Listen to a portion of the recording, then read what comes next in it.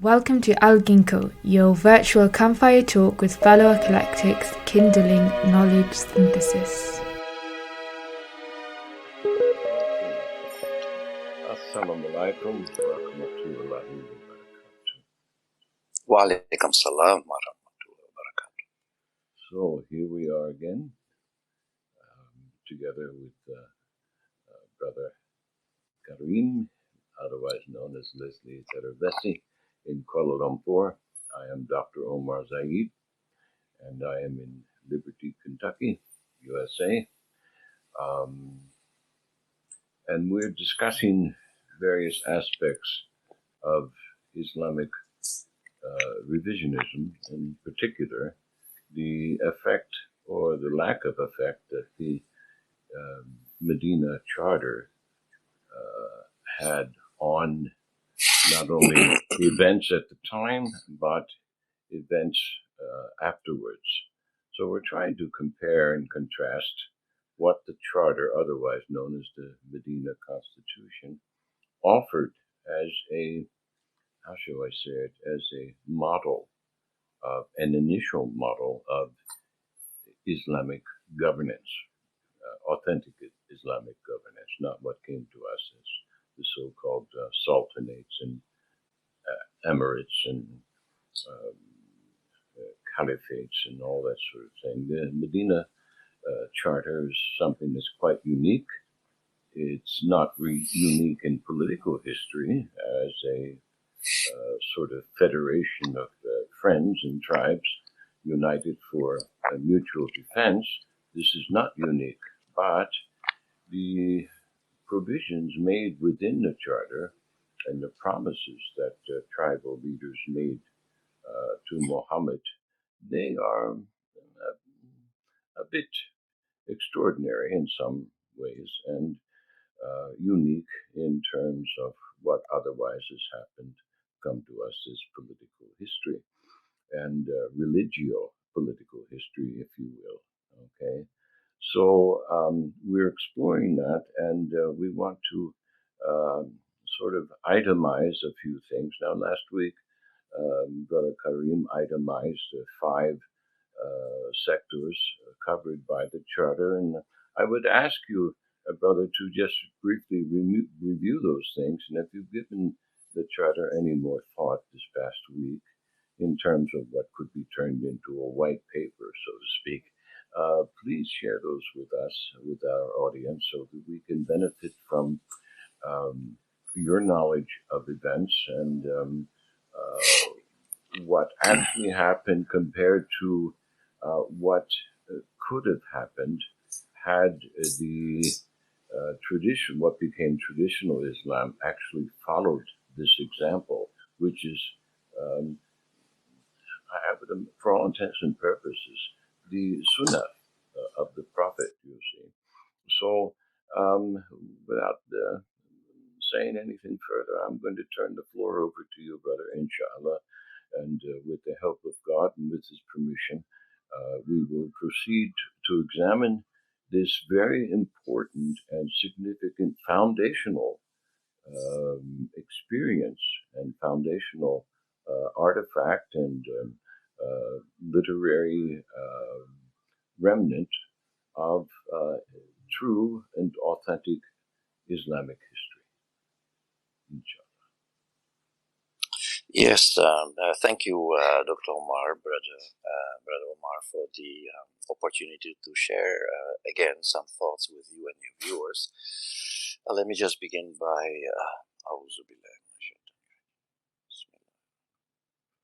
Yes, thank you once again for, as I mentioned, this opportunity. Now, how do I put this? The Medina Charter is in some ways a political document. I think we all know it. It's basically, as it were, a social contract. Mm-hmm. Now, the Western political philosophers made a big deal out of the idea of the social contract. They included people like Thomas Hobbes, who was an authoritarian, and then John Locke, who was a liberal, and then Jean-Jacques Rousseau, who was sort of egalitarian, you might say, and for all three major Western political philosophers, the social contract was very important in the sense that it basically provided a justification for why we should become members of an organized community that is governed by a set of laws. Now, Hobbes argued that we need to enter into a social contract because the state of nature and civil society, or the one governed by a contract, is contrasted with the so-called state of nature, which these three thinkers, of course, portray differently. To Hobbes, the state of nature is a, quote, war of all against all. It is utter chaos and people basically killing each other. So now, to Hobbes, it is not quite as bad as that, but there's still enough disorder that some kind of a central or authority, political authority, is required to regulate the relations among the people. Now, Rousseau was actually, you might say, a little bit of both. He had an authoritarian streak and he had an egalitarian streak. I think his authoritarian streak comes across very clearly in a statement that he makes. I believe there's a book that he wrote. It's actually called The Social Contract. It was a kind of charter for the French Revolution, you might say. It served a similar purpose for the Age of Reason during the time of the French Revolution in the 18th century, as you know. It served a similar purpose that the Madina Charter served for the Muslims, and the various tribes of Medina. But what I wanted to emphasize is that the famous sentence in that book of his, Rousseau's sentence, which was, by the way, plagiarized verbatim by none other than Mao Zedong. I remember Mao Zedong, the communist. Exactly. I happened to be taking a course on China as I was writing a paper on Rousseau, and I saw it in one of the sources, and the famous words are, and I would like the viewers to consider the difference between these words and what the Quran says about compulsion. As you know, Al-Quran says in Surah number 2, verse 256, that, I quote, "There is no compulsion," end of quote. Now, of course, some translators mistranslate this and they corrupt the meaning of the text, but let's leave that aside for now. Now, what did Rousseau write about compulsion? He writes that, I quote, this is almost verbatim, I quote, "If the people don't want to be free, they must be forced to be free," end of quote. Can you believe this? So, the traditional debate about Rousseau is whether he was an authoritarian or an egalitarian. So I think this statement clearly shows a very strong authoritarian streak and could be perceived as having served as a justification for a lot of enforcement in the communist world, which resulted in the deaths of millions of people, not just in the Soviet Union and Stalinist Russia, but also in places like, I remember the killing fields of Pol Pot, and I don't know what happened in China, how many people died in China when the communists were trying to force the people to be free, so to speak. Can you believe this? So, in other words, Al-Quran actually comes across as a very liberal document compared to these, to this statement by Rousseau and the practice that follow. So, and in fact, the Prophet interpreted it that way because there was no compulsion on the signatories of the Medina Charter to become Muslims, even though I believe that the reference to the people, the tribes, at least the believing tribes, that includes the Muslims and the people of the book, the Jews in this case, they were both referred to as, I quote unquote, believers. And there was no concept of a protected ummah. In other words, the Jews enjoyed a sort of equal citizenships with the Arabs. And as I mentioned, this is a very tolerant approach. Of course, the management of the community was still in Muslim hands. After all, the Prophet was the head of the community and he governed according to the principles of the Quran, which I certainly believe are universal in character. And that's why I don't think he found it difficult to govern the community under these universal principles.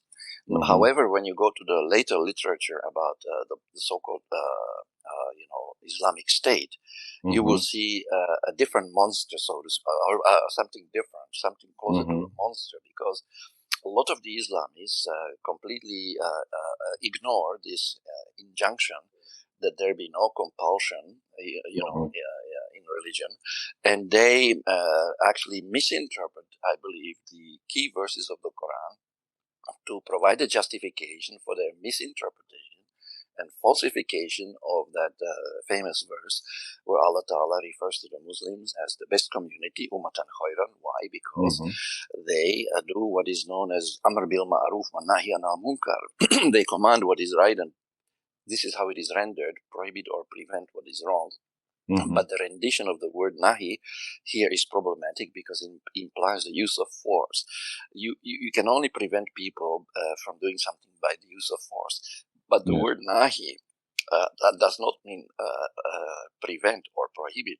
As Professor Omar Ramahi points out in his book, Muslims' Greatest Challenge, the Arabic word nahi, which is typically rendered as prohibit or prevent, actually means to discourage. Now, you discourage people without using force, without the resort to force. Yes. But there are people like Ibn Taymiyyah, Said Qutb, and Maududi all twisted, and I would say perverted, the meaning of this verse to endorse compulsion, in other words, forcing people to become Muslims and impose on them the so-called Islamic State. And of course, as we discussed last time, all three of them, and not only them, by the way, even many classical scholars like Imam al-Ghazali, Imam al-Shafi, Ibn Rushd, and even the fellow who wrote Muqaddimah, Ibn Khaldun, all endorse Jihad al-Talab, or a war of aggression, which, to spread Islam, so to speak, in other words, to spread Islam by the sword. And they did this basically in clear violation of the Quranic principle that there be no compulsion in religion. So this is, I think, first very shocking and very sad that they succumb to this, I would say, extremist misinterpretation of the teaching of revelation. So now, how do I put this? So the Madina Charter, once again, I think is significant because it illustrates the sunnah of the Prophet in practice in the political sphere and sets a kind of precedent, model, or a blueprint for anyone who would like to organize an Islamic polity, if like, on the basis of the practice, the real sunnah of the Prophet. So this document requires, once again, as I mentioned earlier, as we noted, it's a pact of self-defense. It treats all the members equally. It's sort of like you have the Three Musketeers motto in there, all for one and one for all, yeah? So then we have a regional autonomy, or the tribes. The Prophet did not interfere, in the internal affairs of the tribes. And of course, there were the first 23 sections illustrated or regulated the relations among the Arab tribes, while the remaining 24 clauses regulated the relations, between the Muslims and Jewish tribes. So I think the Madina the Charter today is very relevant because it is the only document that comes as close as possible, I think, to an authentic document of what a truly Islamic state, if you want to use that expression, would look like if you really follow the Sunnah of the Prophet, rather than the misinterpretations of the modern day and even classical, supporters of political Islam or Islamists. So that, I think, is the really an important point to recall, because nowadays, as you know, people are calling left, right, and center for the establishment of the Islamic State. They think that this is a panacea that will solve all the problems of the Muslims. And as we know, in the 1980s, there was a strong movement to establish Islamic states, beginning with the revolution in Iran, 1979. Then we had attempts in Pakistan to implement the Sharia, different places in Africa, all over the place. There was a so-called efforts to return to, so to speak, to the Quran and the Sunnah. Now, by the way, what is interesting about this backlash against liberalism and perhaps excess permissiveness, that yes, indeed appears to have originated in the West after World War II, with all the rock and roll coming out in the 50s and Buddy Holly and what have you, and then spring going on into the 60s with the Flower Generation and those songs of San Francisco, and some of it was actually quite I think, charming and not wrong, you see. Mm-hmm. However, once we went into the 70s and the drug culture came in, and perhaps things got a little bit out of control, and many parents began to worry about their children and began to think, hey, what's going on here? Shouldn't we have some rules, in our lives? And in fact, that was one of the first things that I thought of myself when I first entered the University of Guelph back in Ontario, Canada, in 1972, when I saw the very liberal atmosphere, on campus. And how do I put this? I think I mentioned that they were handing out free condoms, in the student residence. So I was thinking, should I also get a few of those? Am I missing out on something here? But of course, in some ways, I was still quite traditional. Well, I didn't. But anyway, so what I'm trying to say is that the culture of sex, drugs, and rock and roll was quite prevalent. And so there was a backlash against liberalism also. By the way, there are some friends of Leo Strauss, like there was a fellow from Harvard University who believed that liberalism, this is a quote, verbatim practically, liberalism leads to nihilism. That if you really subscribe to liberalism, you will end up believing in nothing. End of quote. But of course, I don't quite agree with that, because even classical liberalism does not mean that we can do anything we want whenever we want. No, there are limits on liberty also. And theoreticians of liberalism, I think, make this quite clear. It's just that perhaps we have kind of ventured far out into the field, and there was some excesses taking place, and I mean, even now we have a problem with substance abuse, and this keeps happening. I think even in the U.S.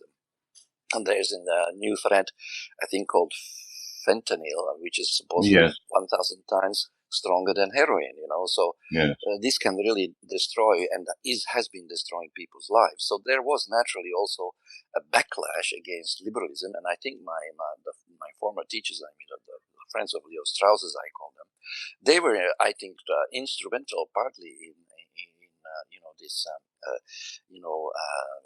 calling for a return to traditional values.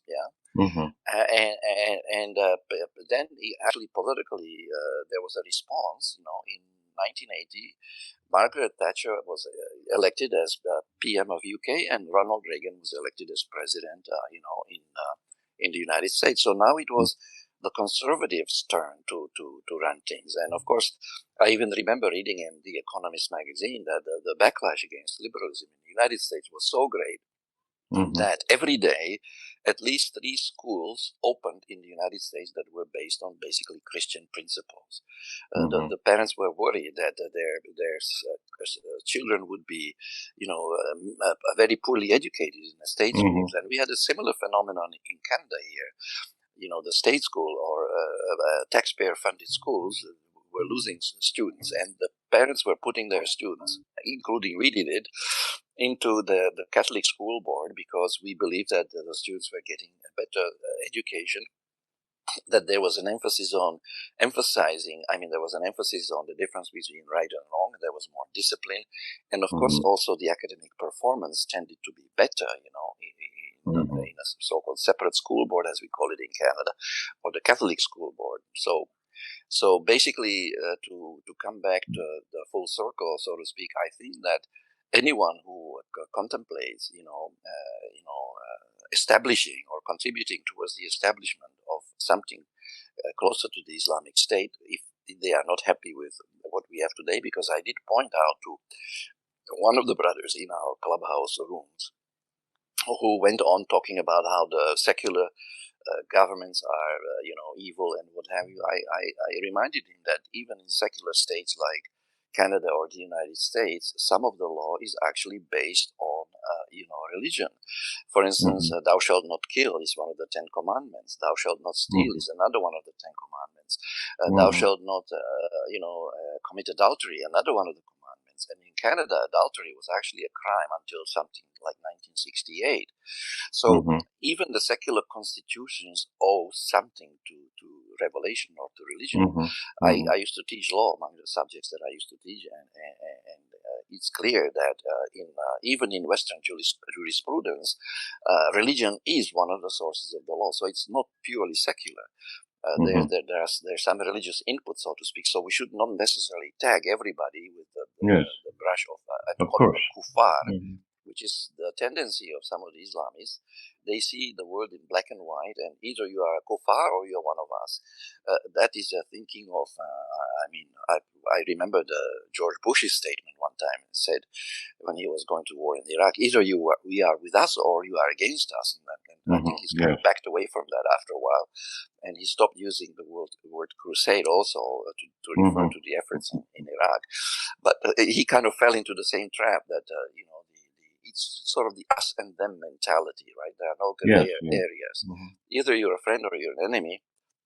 And this is also the thinking of ISIS, by the way, who also, differentiate the world, which is in line with classical jurisprudence, by the way, that they differentiate the world into two, the Darul Islam and the Darul Harb, the world, the house of Islam and the house of war, or the Darul Kufr, the house of unbelief. And they see the conflict between these two, the tension between these two as an irreconcilable conflict, to the death, a fight to the death in a Hegelian sort of sense, as he describes the conflict between the masters and the slaves, so to speak, which eventually is resolved in some kind of a synthesis, the whole thesis antithesis synthesis thing, which apparently is played out in history. So just let me wrap it up by saying once again that the document is significant to us because it provides us with concrete evidence and reasonably authentic evidence. What was actually the sunnah of the Prophet when it came to political affairs? Thank you. Yes.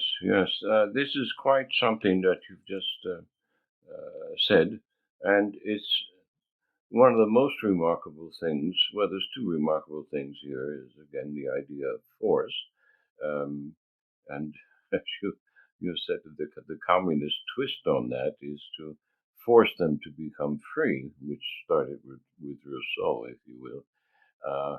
And then taken up by Mao. Let's force them to become free from their masters. Okay, and what does that mean? That means that we who are doing the force become the new masters, you see. And that's the unsaid portion of that particular idea. But what's remarkable here, point number two, is that the idea of force, which the Prophet limited to an element of treachery within the federation that he formed. All right, there was no force other than that which was directed against treachery. You see, you sign this document, we expect you to uphold it and not stab us in the back. And of course, anyone who studies political affairs realizes that there's very little defense, if any, against treachery, you see. And so if a government's going to fall, it usually falls from within, and your enemies are within. So the Prophet did what he could to prevent that, and that was a moral imperative, if you will, because in light of what you've just said, well, there's us versus them here, but the Prophet's charter was quite different. This ummah that he formed was pluralistic, and so it's also under his auspice, you see. So, and I want to get to that too. I would like you to somehow address that in your next response here. The Prophet's auspice. How did that happen? In any case, this confederation is under his auspice. It's a confederation that is a pluralistic confederation. You have different types of Muslims, you have pagans in it, you have this contingent of the Jews who are there, and they have their own internecine, difficulties, their own intertribal Jewish wars, which the Jewish have always suffered from their own sectarianism. So he formed this confederation, and he said, okay, we are us. We are this new Medina chartered ummah, if you will. And everyone's, not just Muslims, are contained within that identity sphere.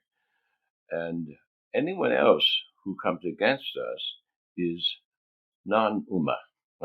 That's a different ummah. That's the ummah of the, how shall we say it? I'll just put it in this term, the modern New World Order term of the Luciferian who wants to organize evil for the purpose of plunder. Okay. And and not that plunder is necessarily illegal. I mean, you defeat your enemy, then you have the right to their belongings, whatever the case might be.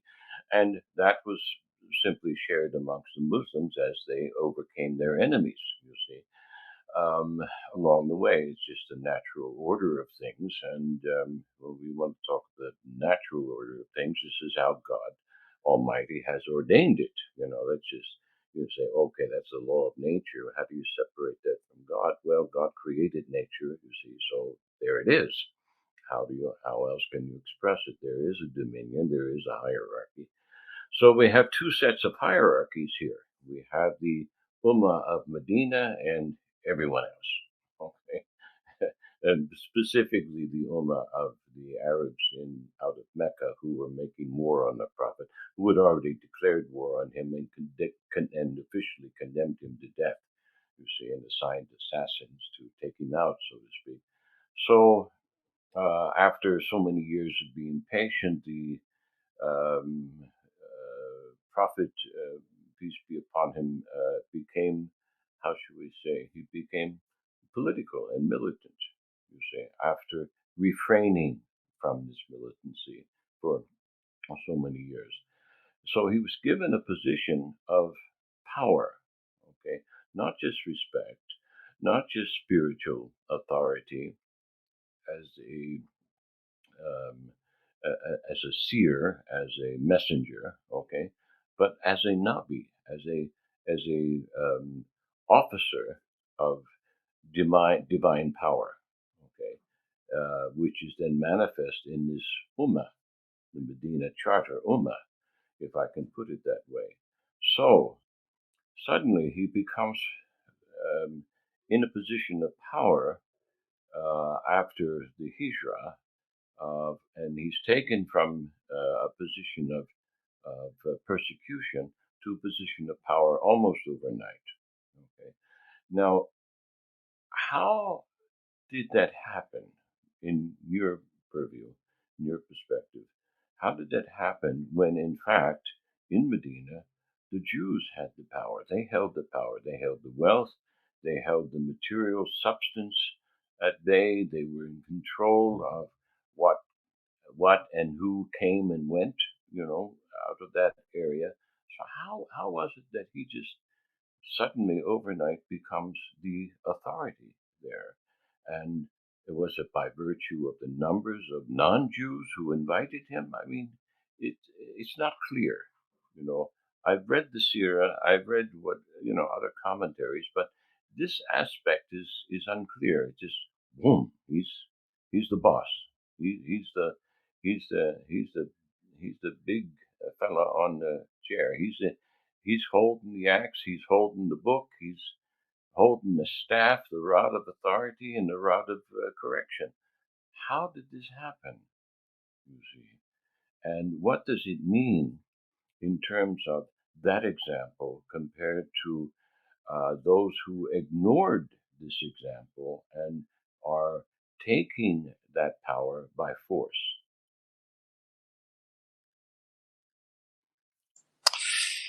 Yes, thank you for the question. That's a good question, by the way. Why would the Jews suddenly embrace the Prophet? After all, didn't he come with an alien religion? Well, the question is, did he? Did he come here with an alien religion? Mm-hmm. Maybe there were a few people that we could compare to our motorcycle mama that I referred to last time, you see. Maybe some of the Jews realized that, what he was preaching and teaching was not all that different from what they found in their own books. Mm-hmm. And I think that if you compare notes, it will be difficult to come to a different conclusion. Then he also had their chief rabbi was inclined positively. So I suppose that they trusted him with this, and they only rejected him after he formally embraced the faith of Islam. And of course you recall that in the Quran the first 5 or 6 of the big surahs, Al-Baqarah and the others, the long surahs, contain many references to the Jews, and Allah Ta'ala is reminding them, "O Bani Israel, remember the favor I bestowed on you and do not reject these signs."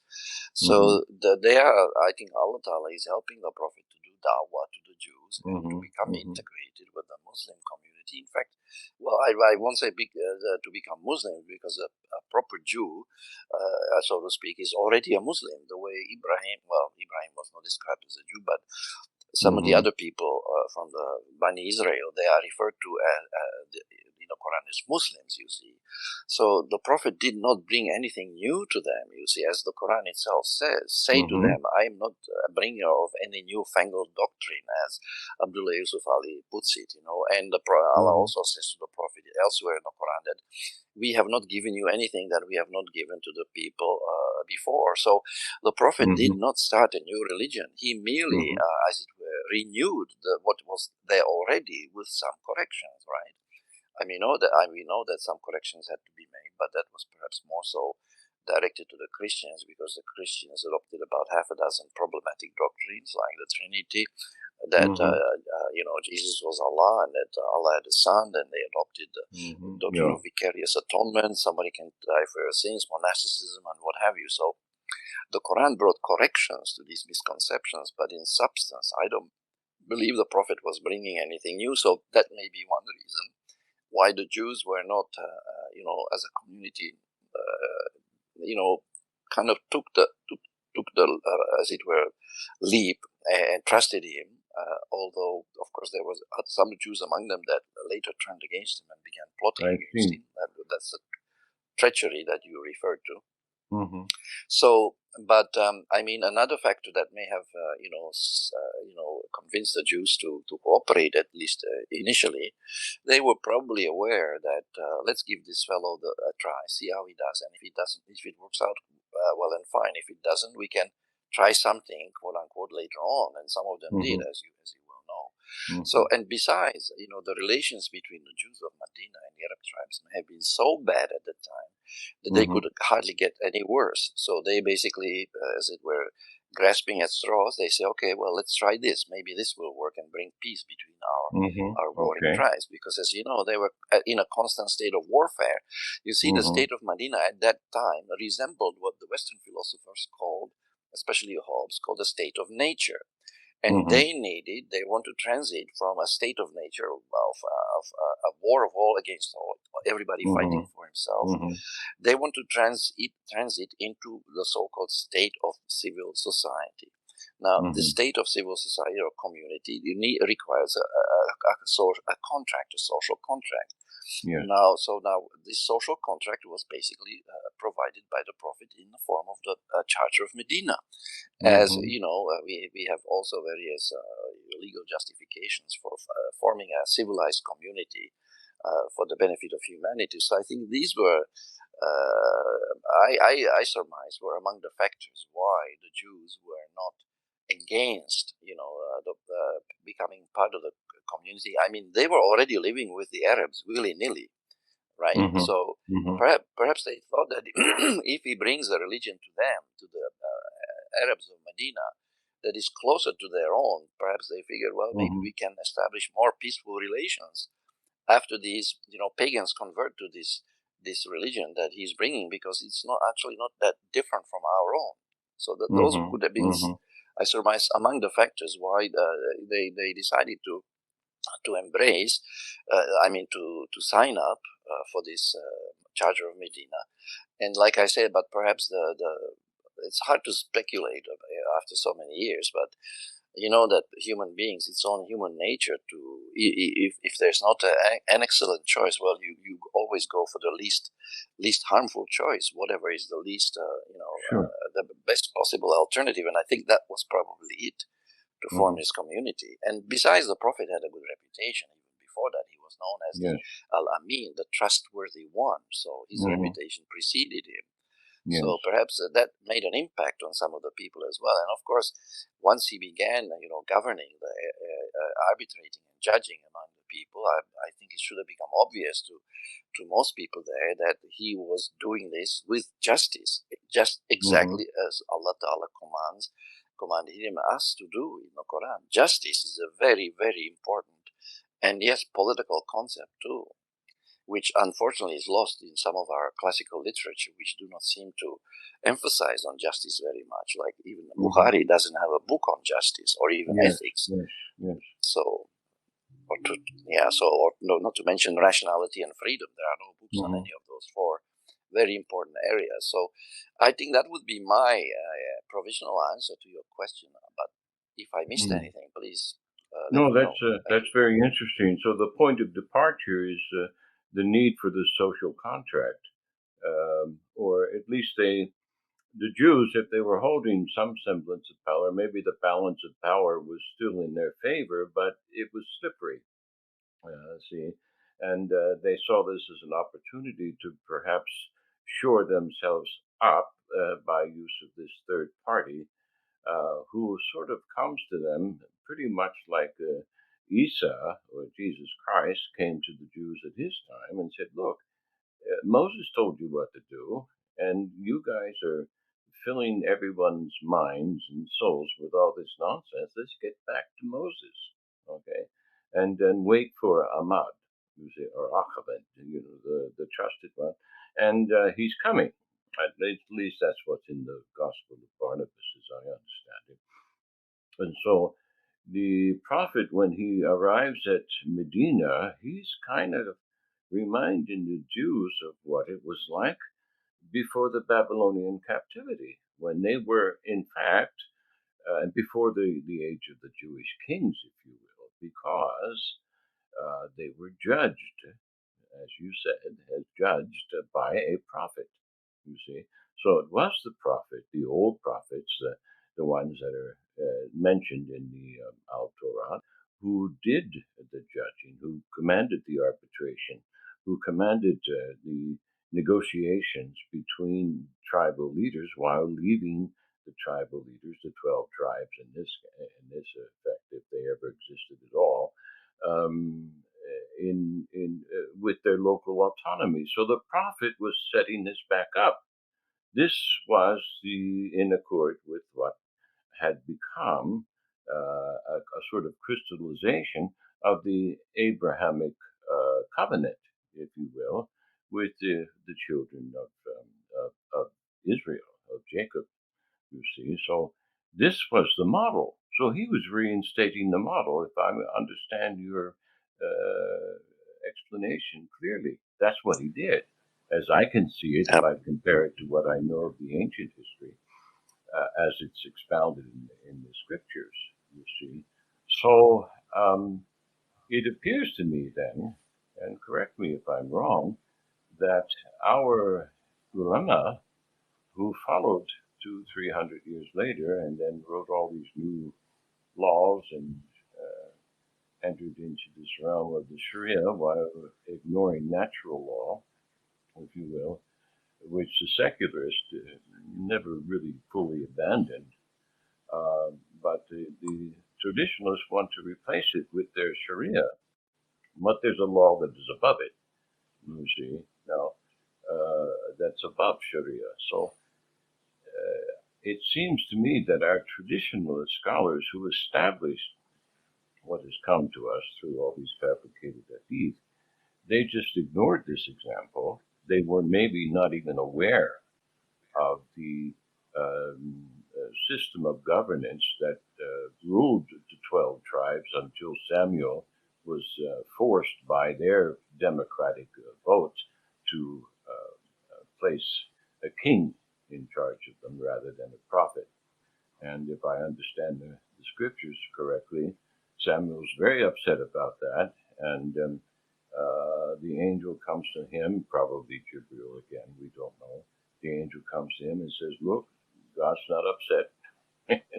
God doesn't get upset about these things. They're not rejecting you, so calm down. They're rejecting him. Give them what they want. All right? If they want a king, let them have it. So what I see here is the same thing happening, but it happened very quickly. Whereas in the Old Testament, it took a period of hundreds of years, if not longer, from Abraham for at least, let's just maybe 500-600 years. It happened in half the time. So time is speeding up, as you, if you will. And so this quest for a king, like all the other kingdoms, came quicker in Islam than it did to Israel, with the rejection of this charter, with the rejection of its pluralistic basis and point of departure for self-defense, which was all inclusive, and formed an ummah that was not necessarily Muslim, in its essence, as if you want to use that term to define a religion. It was a political base, you see, that was separate from what has become, for example, the pan-Islam that the Islamists are looking for, which they'll never find. Okay, so I think I'm reading that correctly. What is it, you see, that made the scholars unaware of what they were doing? Or were they aware of what they were doing? And this is, oh, it is not important. We're the ones in the seat of authority now. We can make these discernments. After all, as you said in past conversations, they raised themselves above the level with their traditions. They raised themselves above the level of Scripture. Is that something that happened? And they just sort of suddenly entered into this realm of human tyranny? No, you're absolutely right. They did raise themselves above the scripture, the Quran. And this is documented in the literature. One particular Hanafi imam, his name was Imam al-Karhi. He even is on record for saying that if anything that we say contradicts anything that you find in the Quran, consider the Quran to be abrogated. Oh gosh! Now, when I read that, I know. When I read that, I said to myself, "My God, this cannot be true." But you can find a confirmation of that in the literature. For instance, two of my favorite writers mention this. One is Taha Jabir Alwani, who highlights this remark in his book called Reviving the Balance, 2017, .org. And then also Muhammad Shahrur also refers to this incredible statement in his book called Quran, Morality and Critical Reason. So what we have here is clear proof of how some ulama basically place themselves as authorities above even Allah himself. I mean, I find this absolutely shocking. Yes. And by the way, they said something similar about the hadith also. They didn't only throw the Quran under the bus, but they also extended that remark to apply to the Sunnah. And Karhi actually included in his remark a reference to the Sunnah. If anything that we say, in other words, our mazhab, our school of thought, if anything in what we say contradicts the Sunnah, then consider the Sunnah to be abrogated also.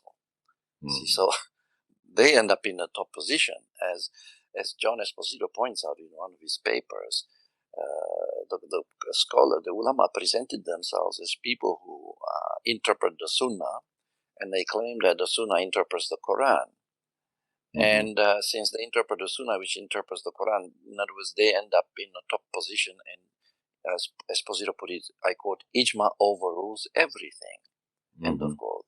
So now the Ijma, the so-called consensus of the community of the ulama, I suppose, if that's how you define it, now becomes the chief authority in the religion. This is, you could see it as a form of shirk, seriously. Yes. And the defiance of Tawheed, and also a kind of, encroachment on the preeminence of Allah as the only lawgiver. After all, doesn't Allah tell us in Quran in several places, La hukmu illa lillah, there's all legislative authority belongs to Allah alone. So anybody who usurps that authority for himself is actually presenting himself as a another god, and that is prohibited, if I understand the Quran correctly.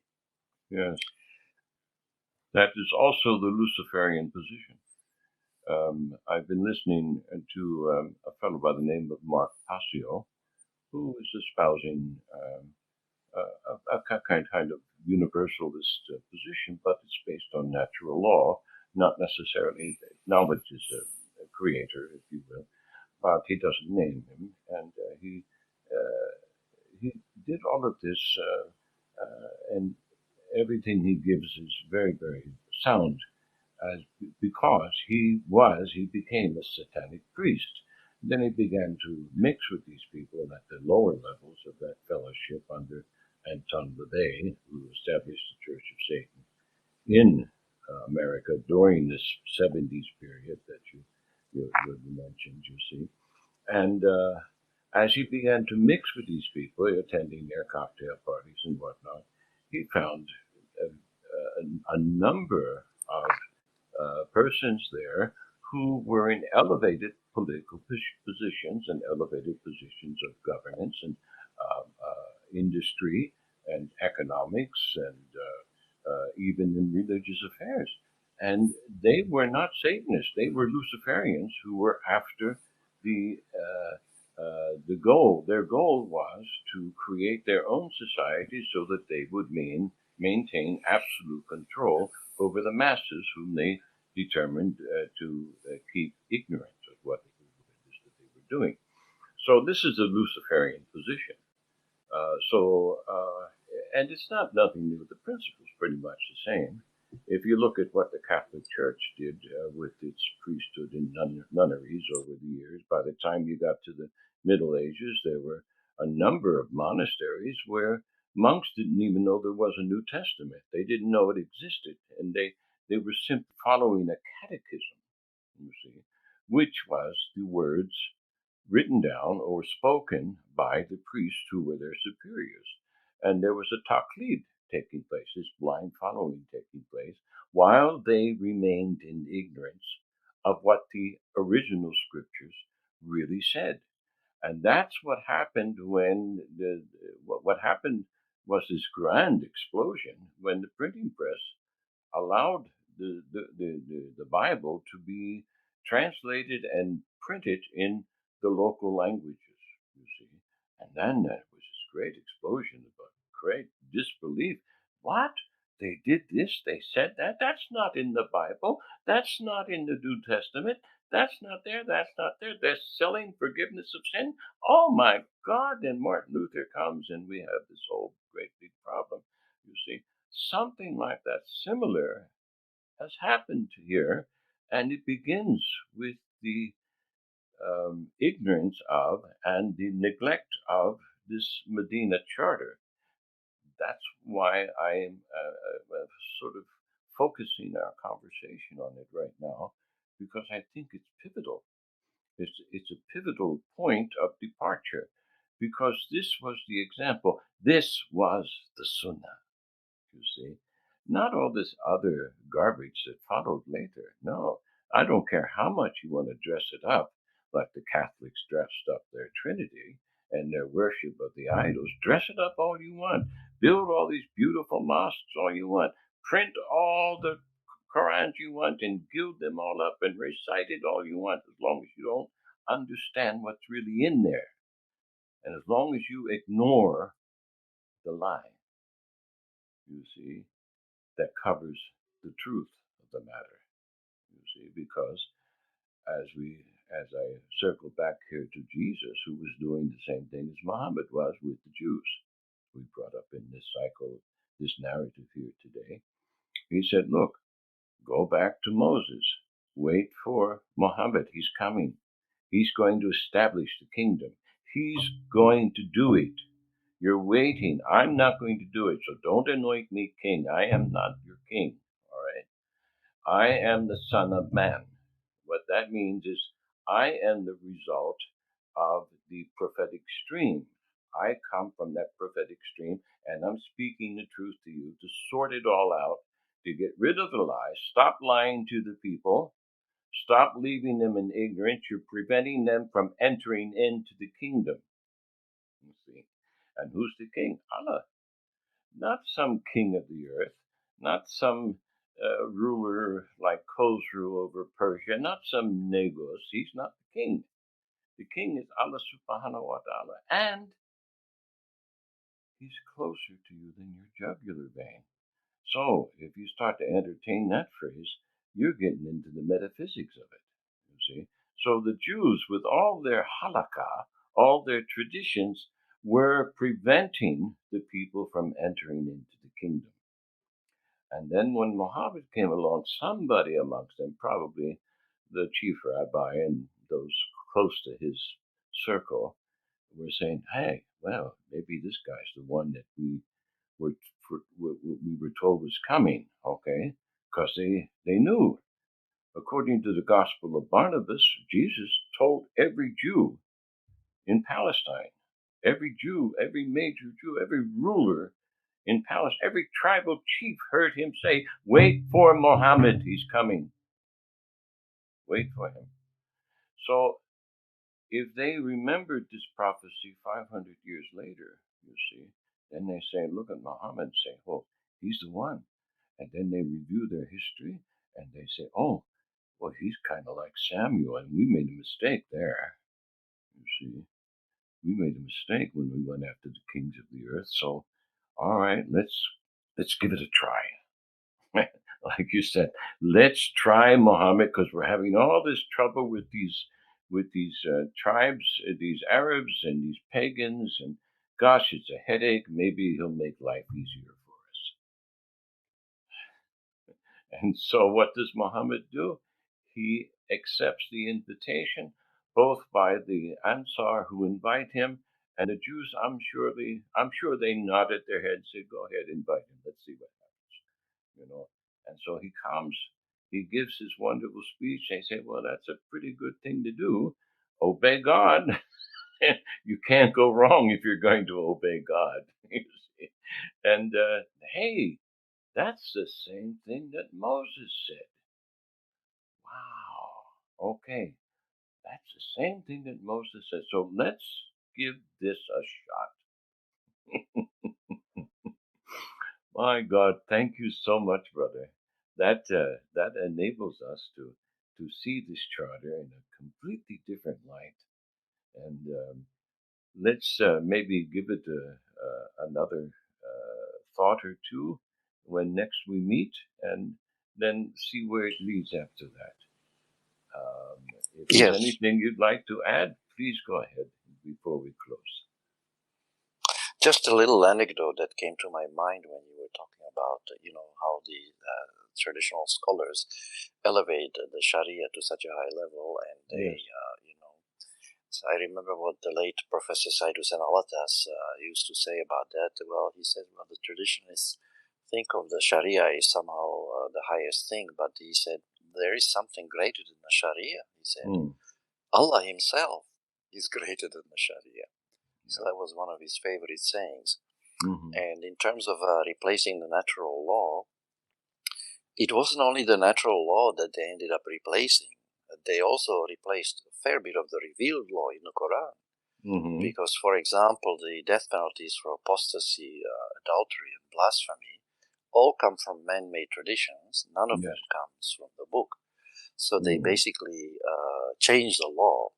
Mm-hmm. And in terms of the point of the Jihad al-Talab, which is aggressive war, spreading Islam by the sword, a war of aggression, which is actually is prohibited in the Quran, what they have done with their very strange exegesis is they in effect made this war not only permissible, they made something prohibited permissible, but they even turned it into a religious requirement. Mm-hmm. And this is another very serious transgression on their part, because Allah has prohibited, in fact, also making legal what He made unlawful.